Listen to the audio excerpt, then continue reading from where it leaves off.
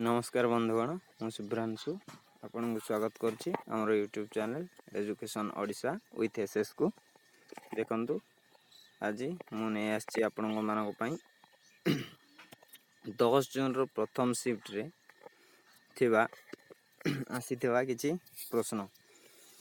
तो आज सेमती आस्तला प्रश्न किछि कष्ट थिला आ किछि मीडियम आकार अछि इजी भी अछि तो मो पाखे जे 10टी प्रश्न पहुँची पारी जहाँकि मुझे आपण मान सहित डिस्कसन करछि वीडियो आरंभ करने पूर्व आम चैनल को सब्सक्राइब कर नियंतु एवं वीडियोटी भल लगे लाइक करेंगे निश्चय भाव में बंधुगण आरंभ करवा आज वीडियो। तो प्रथम प्रश्न जहाँ आसला यूडाइज रो full form of यूडाइज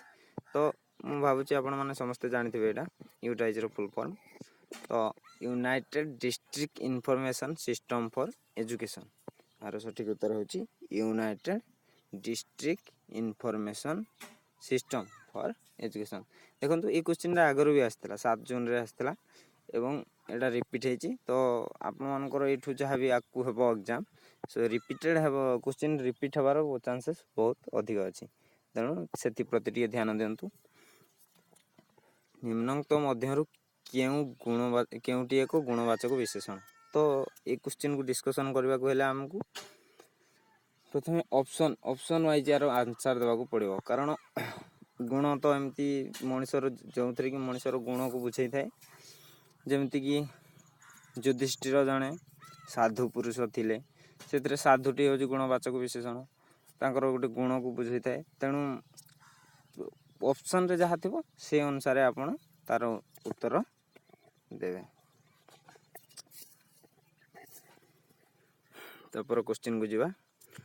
Qutub Minar किए शेष करथिले देखंतु कुतुब मीनार किए शेष करथिले कुतुब मीनार इल्तुतमिश शेष करथिले कुतुब मीनार को इल्तुतमिश शेष करथिले एवं ए कुतुब मीनार को आरंभ किए करथिले तांको बापा। तापर देखिया 4 नंबर प्रश्न बसंत रोग को किए डिस्कवर करथिले सठिक उत्तर होची एडवर्ड जेनर सठिक उत्तर आपन सामने एडवर्ड जेनर। तापर फाटुआ रोग कहा द्वारा होई थाए आपण माने जानि फाटुआ रोग एटा साधारणतः गाय गोरुंग पाखरे होई थाए पशु मान ठारे तो ए रोगटा कहा द्वारा व्यापी थाए बा कहा द्वारा होई थाए तो आपण भाबुची आपण मान को यार आंसर जाना थिबो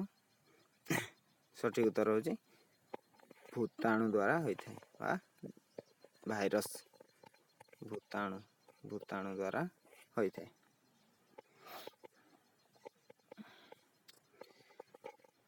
तापर क्वेश्चन आस्तला न्यष्टि रे थिबा गोलाकार अंगीकार नाम देखंतु साइंस क्वेश्चन डी इजी थिला मु भाबुची इजी अछि आ बहुत भलो आछि आज रो शिफ्ट साइंस क्वेश्चन न्यष्टि रे थिबा गोलाकार अंगीकार नाम न्यष्टि रे थिबा गोलाकार अंगीकार नाम होछि निन्यष्टि कोन निन्यष्टि बा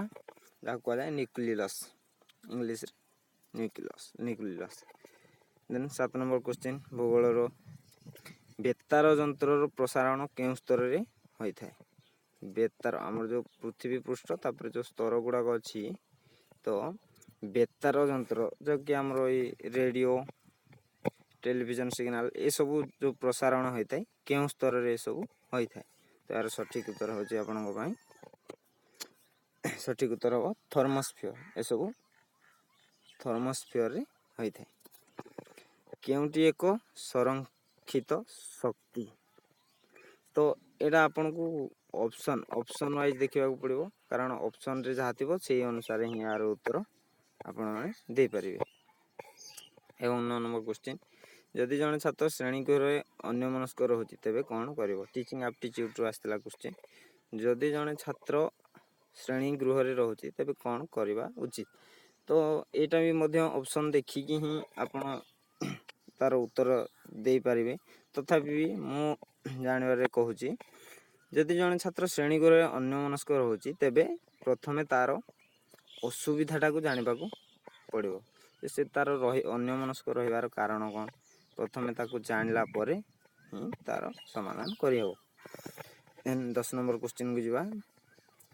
25ଟି ସେଓ 25ଟି ସେଓ ବ୍ୟାଗରେ 25ଟି ସେଓ ଗୋଟେ ବ୍ୟାଗରେ ଅଛି 25ଟି ସେଓ ତ 8% ପଚିଯାଇଛି 8% ପଚିଯାଇଛି ତ କେତୋଟି ଭଲ ଅଛି। ତ ବହୁତ ଇଜି ଅଛି କ୍ୱେଶ୍ଚିନ୍, ସଲ୍ଭ କରିବା ପାଇଁ କିଛି ପ୍ରୋବ୍ଲେମ୍ ହେବନି। ଦେଖନ୍ତୁ ପ୍ରଥମେ 25ଟି ସେଓ ତ 25ଟି ସେଓର 8% ତାମାନେ 25ଟିର 8% ବାହାରକି ଦେଲେ ଆମକୁ ବାହାରି ପଡ଼ିବ କେତେଟା ପଚି ଯାଇଛି। ତ 25ର 8% ବାହାରିବାକୁ ହେଲେ 25ର ମାନେ ଗୁଣନ 8% 8/100 ତ କାଟିଦେଲେ 25 × 100 4 2 × 8 ତ 25ର 8% 2ଟି ତାମାନେ 25ରୁ 2 ମାଇନସ୍ କରିଦେଲେ 23ଟି ସେଓ ଭଲ ଅଛି ଏବଂ ପଚିଛି କେତେଟି 2ଟି ପଚି ଯାଇଛି। ତ ବନ୍ଧୁଗଣ ଇଏ ଥିଲା ଆଜିର ପ୍ରଥମ ସିଫ୍ଟର क्वेश्चन जहाँ मुझे आपन सहित डिस्कसन कली। तो आपण मैंने चैनल को हम सब्सक्राइब करनी